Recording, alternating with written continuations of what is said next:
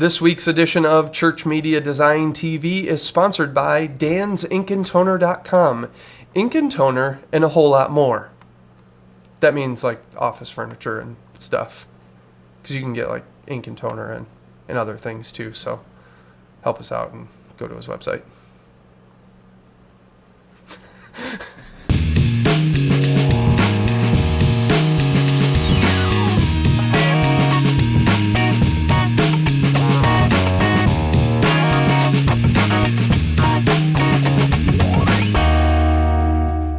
Welcome to a brand new edition of Church Media Design TV, tips, tricks, and how-to for you, the church media designer, or youth pastor, or volunteer, or kids lady who just learned how to use the internet, maybe? I don't know. I'm not making fun. I'm just saying this is for anyone who's doing church and media, in churchy media in the church. Something like that. Well, I'm your host, Brad Zimmerman, and joined with me, as always, it's the three wise men and Jesus. We got Little Whitey, Colonel Sanders, Dwight Schrute, and of course, Jesus Christ, the Son of the Lord Most High. Well, welcome to a brand new year, a lot of new going on here at Church Media Design TV.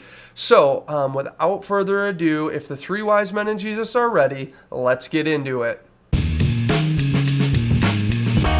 Well, it's been a little while since I've been behind the desk and Adam's been behind the camera and we've been recording in the studio, and this is actually our last night shoot. We're going to move to taping on Fridays during the day, which will be quite fun, and we'll probably have an interactive chat and maybe a live stream of the show going on, being taped during that. So that's something you guys can look forward to. But since I saw you guys last, a lot has changed. The first thing that changed is I married my best friend, Autumn, and we had an amazing wedding, and it's just been such a blessing, and we had a blast. We went to Orlando on our honeymoon, and hopefully we have some pictures. We haven't gotten our pictures back from our photographer yet, but there's some pictures that you're seeing right now of us from the wedding, and I'll share a little bit more about that in an upcoming week about things that we used and things that we did during the wedding ceremony and how I incorporated technology and who I am into our special day. So that happened. I'm very grateful. We now have a little silver ring on the finger to ward off all the women who are always after me, like Adam. So stay away. Seriously, Adam. Anyway, so it was a great day. The other thing that happened, or next on the list of things that happened, is, well, we have a new president, and it's a new year, new president. Barack Obama was sworn into office. This is old news to you guys, but one of the things that I wanted to bring up, well, actually, let's back up a little bit because you'll see this in a second. I have a new operating system. I installed the beta of Windows 7, and as you can see here, I'm running it in its native way. You can see down in the corner here, Windows 7 for testing purposes only, and we have our little beta fish desktop background. So I'm running Windows 7, and as you can see, it's pretty cool. There's a lot of neat features, and I'll talk about them more in upcoming weeks and give you a fuller review of why I think Windows 7 is probably one of the best operating systems I've gotten my hands on in a long time. But what I wanted to talk to you about next was our new president, Barack Obama, and talk about one of the interesting things that happened that we need to keep our eyes on. This is the first president of the internet age, the first president who is taking notice and leveraging this internet, social media, digital media age that we're in. And my friend over in, well, now Pennsylvania, Steven Sheets at stevensheets.com, posted on his blog, Changes Come in a New Way. And during the inauguration and during those ceremonies, there were little workers behind little computers who were changing over whitehouse.gov to the brand new homepage. And one of the interesting things is you can see how much the website has changed at the whitehouse.gov. So it's pretty amazing, the change just in there. They're using Ajax, they're coding everything properly. They have a great web design sense. They're also using a Creative Commons licensing behind a lot of things. So a lot of new media ways that things are being done. Also, I don't have a screenshot here, but Barack Barack Obama is the first president to carry a cell phone, and he refused to give up his cell phone, so the NSA made him a custom BlackBerry because he loves his BlackBerry so much. So he's got this crazy multi-$1,000 custom BlackBerry that he's carrying around. So it's a new day for media and the internet and technology with our government. So it'll be really interesting to see how the number one person on Twitter, who I think stopped Twittering, Barack Obama, treats the internet, treats media, treats this whole social networking world in the upcoming 4 years. So you like him, you hate him. I like his website at least, and it's going to be an interesting 4 years. So I look forward to seeing what things happen because of some of his tilt in that stuff. So that's an interesting one for you guys to keep in mind. So those are a few changes we've seen so far this year, from weddings to Windows to a new president. So I just wanted to keep you guys up to speed on what's going on new since I saw you last. Next, we're going to talk about a few video tips for you. Well, this week I wanted to talk to you guys about field shooting techniques for video, and just talk to you about a few things that I've run into in the past, as well as some things I've noticed as I've been at other churches while I was on my honeymoon, and just some different things that I thought would be great things to pass along to you guys. Now, we don't have tons of visuals for you. It's freezing cold outside, and so we're not going to go outside and show you any like live of how this works, but I will talk about it a little bit. So this is a old camera. It's a little Sony VX2100, I think. So yeah, so that's an old camera that we used to use before we got the Panasonic. So one thing I wanted to talk about is, like, a lot of you guys asked, well, how about some real tips outside of green screen shooting? You talked about how to shoot on a green screen, but I need to shoot baptisms, I need to shoot interviews with people from the church, I need to shoot highlight videos from our youth ministry, all that kind of stuff. Well, I run into these same situations, and one of the things I run into more often than not is I'm shooting something that I get one shot at. And since I'm the only guy shooting video, I have one shot to get shots of this situation by myself using one camera. So one thing that I've learned along the way is get as many angles as you can. And a lot of you guys might be like, well, it's really hard because I don't want to take attention to myself and blah, blah, blah, blah, blah. Well, one thing that I've focused on is open up your viewer, look down at your camera, and look at your camera. Don't look at the people. Don't look at them eye to eye. Just look at the camera. Pretend like you're not there. If people are talking to you or whatever, like, just forget about everyone else and just pretend like you're not there and you're just shooting video. Just treat yourself like you're invisible, because everyone else will treat you the exact same way. Because if you're bringing attention to yourself and you're looking around all wide-eyed and stupid and on the stage in the middle of the pastor's teaching, probably shouldn't be up there in the first place, people are going to see you and notice you. Even like when I go back into our kids ministry, and kids love to come up and run in front of the camera, if I don't acknowledge them by anything except the lens of the camera, they're not going to come to me. But as soon as I look up at them and I start acknowledging them, then they start playing into the camera and acting unnatural, which is good sometimes, not good other times. So that's how I try to blend into situations. I also do this when I'm shooting in public places where I think people would maybe be offended or don't want me shooting. I just pretend like no one knows I'm here. I'm just shooting and I'm doing what I please. So that's a tip about that. Now, as far as camera goes, I know a lot of you guys have smaller cameras, or you have, a consumer grade camera that's really light, and you're like me and you go throw it up you put it in the handhold and you throw it up and you start shooting, and it's so light that you move around and shake it so bad that your footage just looks terrible. And so you're like, well, I should use a tripod. But again, you run into those situations where you're filming an event that you only get one try at. So you're like, well, what am I supposed to do? I can't use a tripod because I waste all of my time using that tripod and that kind of stuff. Well, one thing that I've decided is I have shaky hands. I don't get the best footage when I'm holding the camera like this. So I started, when I had a camera that has this handle mount, I started doing this kind of shoot where I would put one hand under, one hand on top, and do a shoot like that. It was much more stable. And that's great, but sometimes you don't have this handle hold. So there's some DIY things you can go and see online on how to build handle holds, top side handle mounts out of PVC pipe and that kind of stuff. I'll have a link in the show notes to these DIY things that you can do, which are great, but aren't exactly, sometimes you don't want to spend the money or the time, and maybe that's not exactly what you need to do. So the other way that I've started shooting is I've actually started shooting by holding underneath and bracing it against my chest and shooting a little lower.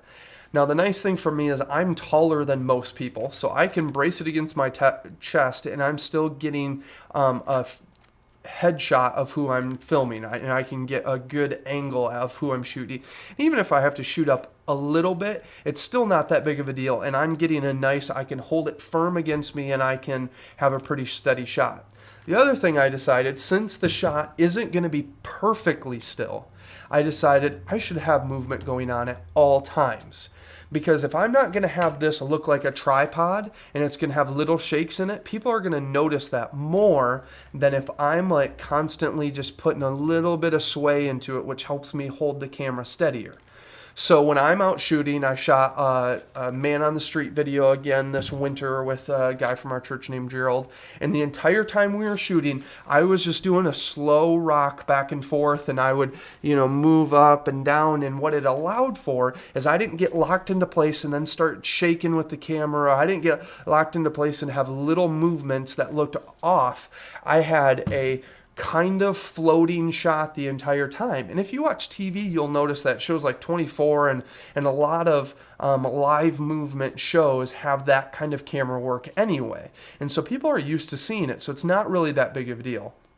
The other thing to keep in mind is when you're shooting that kind of stuff, make sure you have your camera backed out pretty much all the way, and you move in and out, because as soon as you start zooming in, those movements get amplified, and all of a sudden your little adjustment looks like this on the camera, and it looks terrible. So you want to zoom out all of the way, and that really helps out. Now, if you want to get some of those tripod-ish looking shots, but you don't want to have your tripod there, you can do one thing. You can grab a monopod, pretty cheap, and a lot of times you don't need to have a crazy expensive monopod unless you have a really heavy camera. I used a consumer monopod on this camera, and it worked out fine and would work fine on any consumer grade cameras smaller than this. And so a monopod is a great situation, a great thing. But what I try to do is I try to find objects in a room that I can set the camera on, set up my shot, and hit record, leave it there for a few seconds, and then move on and do it again. And so I'll find a chair, I'll find a random table, I'll sit it on the floor. Now, a lot of times when you're on the floor, it's a cool looking shot, but sometimes you might have a little bit too much floor space. So what do?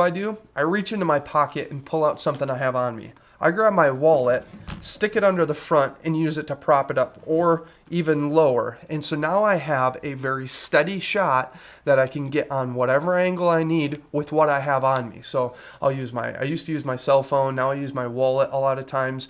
We just did a baptism shoot at the local YMCA, and I was shooting some different shots, and they were in the pool, and so I'm shooting from poolside, and I'm like, well, I got to get over this little lip on the edge, so I pulled out my wallet real quick, shoved it under the front of the camera, and I got a great shot of them in the pool, and it was a steady shot.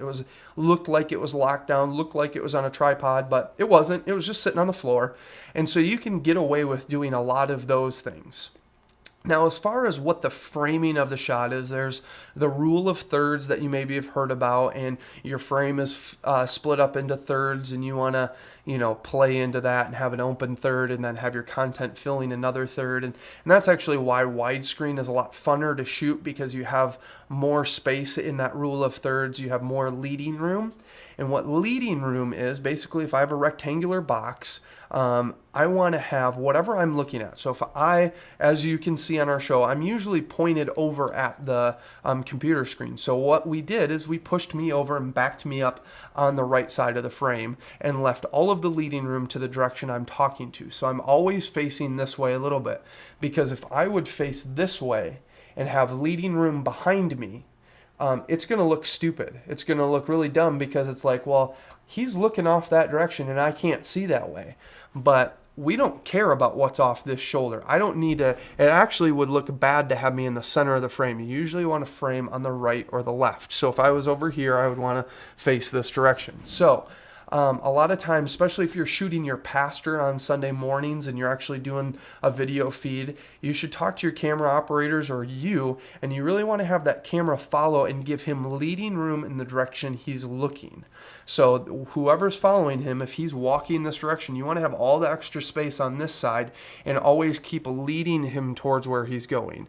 And if he's looking off in this direction, you want to have the camera look over there. So those are just a few different tips about how to use the rule of thirds to get a better looking shot, how to use your environment around you to get a stable shot, and then how to play into what you're actually doing while you're shooting. If you're like me and you're a little shaky or you're not going to have that perfectly still shot, play into the fact that you can move the camera around. So, and as far as the last thing goes is lighting, what I would say is a good idea is to know your camera really well. Know how to kick up your shutter speed or kick down your shutter speed to play with the lighting. But a lot of times I run in a automatic mode so that I don't have to be playing with switches.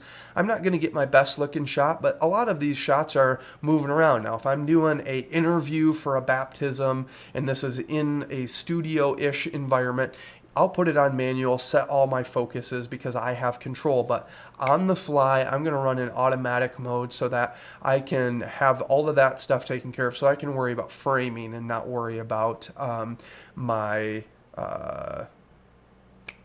focus. Framing and focus. I'd rather worry about framing and not focus during that situation. So, but as far as lighting goes, just make sure you don't try to push beyond what you can handle. So don't shoot into dark areas. And if you are in a crazy dark environment, know that the footage probably isn't going to turn out great. So if you're shooting a live worship experience, shoot the band and focus on people's hands being raised, focus on silhouettes of people, and don't focus on trying to get people lit up, because most of the time you're not going to get a good shot out of it. So those are a few different tips. There's a lot more. If you guys have any tips about things you've learned along the way while you've shot video, please send those in, Brad@ChurchMediaDesign.tv. I would love to share those with you guys. So send in those tips and we'll make sure everybody knows about some great tips for shooting video in the field.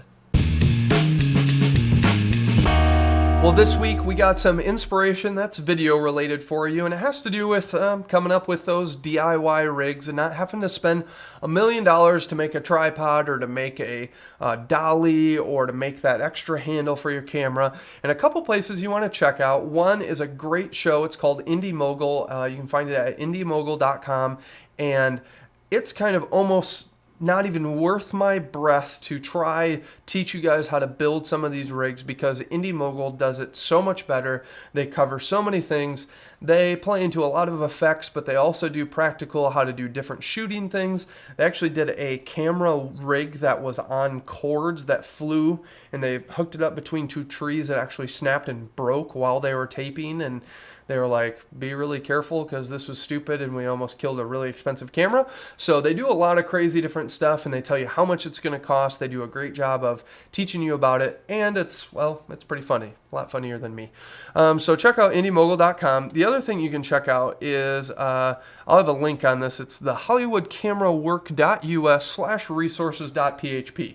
Really stupid long URL, but they have a lot of dollies that you can buy, and cranes and stabilizers and depth of field adapters and other things, but they also have all of those things in a DIY or build your own, and they have links to all of these different websites that have talked about it. So they have DIY cranes that you can use different crazy, it's the Instructables crane or the home built stabilizers with many different cranes, Paul Turner's camera boom, all sorts of different things. So this is a great site with a lot of different links on how to build stuff. Some of them are great, some of them aren't. But if you want to get into how to do some different field shooting techniques, I would suggest checking out this as well as indiemogul.com. Get inspired to shoot some great footage, figure out how to utilize your camera and get some of the best footage you can out of it. So check out indiemogul.com and hollywoodcamerawork.us. This week's freebie is a free background loop. I know you guys, I started thinking about it and asking around a few questions, and I realized that more often than not, you guys are looking for worship backgrounds that you can use because you can always use more. And I decided to start going more on the abstract and ambient side of things versus the realistic side, because the realistic side gets a little old and only fits in certain situations. So I got a great abstract background for you. You can see it here, and you can download this in widescreen high definition or church definition 800 by 600 full screen. So go over to ChurchMediaDesign.tv and download this freebie worship background and use it in your church today. So check it out. Well, we want to thank our sponsor of DansInkandToner.com. Ink and toner and a whole lot more. You can find Dan's website over at DansInkandToner.com. And what this is wholesale ink and toner. And if you sign up using the promo code of Church Media Design, you're going to get a 3-month, 90 days free trial of their wholesale program. Now, what this is, you'll get ink and toner at wholesale prices delivered to your church. Basically, next day you get free shipping. It's kind of like Netflix for ink, which is pretty awesome because you can watch. There will be blood. You get red ink and Black Hawk Down. I don't know where I'm going with that, but anyway, you can check out their site. It's a great deal. We use it, and this would help out the show a lot if you guys would check this out. Now, here's the real reason you guys should use this. We're in a recession. Oh no, we're all gonna die. Everyone's losing their job. Yes, it is terrible. We don't have any money. The government is spending money out the wazoo. I don't even know what a wazoo is, but they figured out how to spend money on it.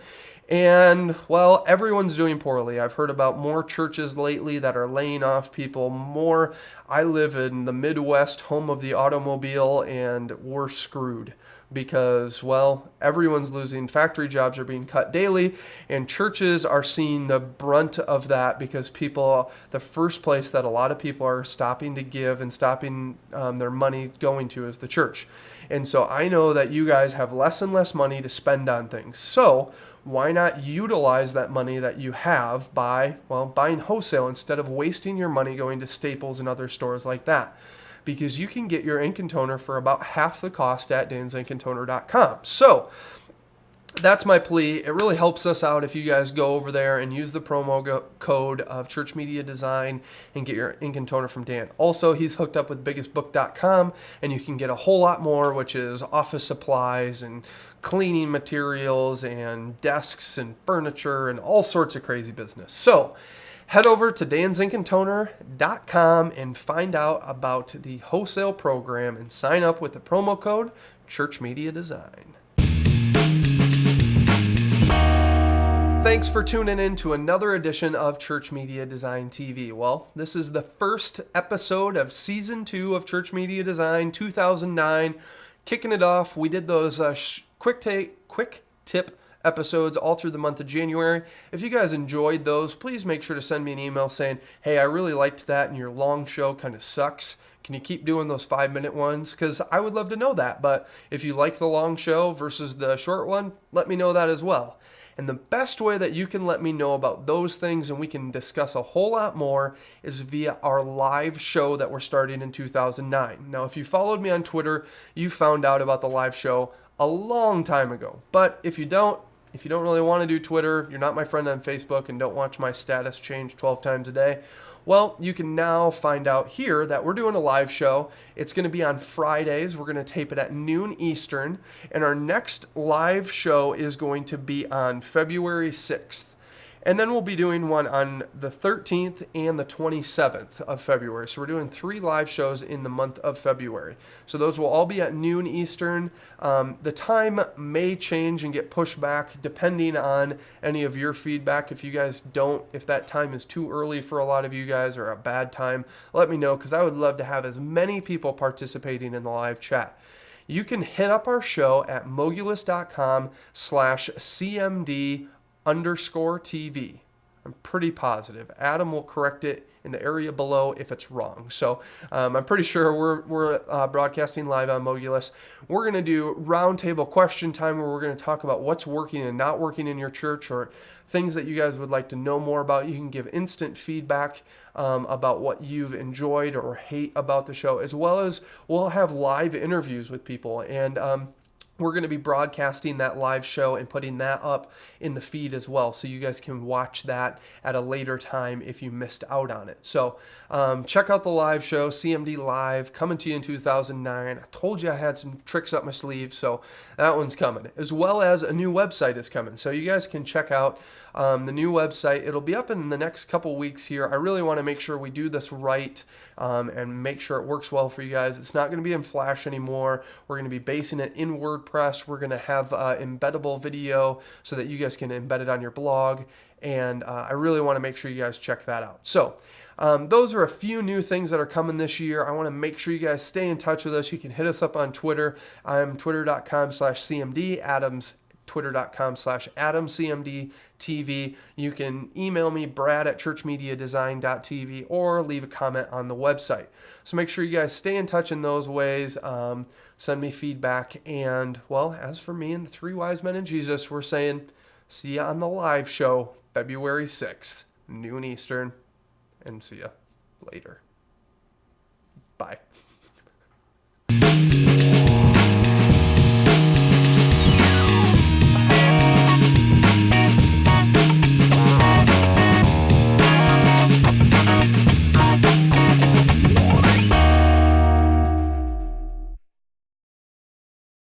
This freebie doesn't exist yet, but I'm going to tell you that it does because I'm going to make it before Adam finishes editing the episode. If I don't finish it, he'll put up a random background and then I'll put it on the webpage by the time we download it. That's how it kind of works sometimes.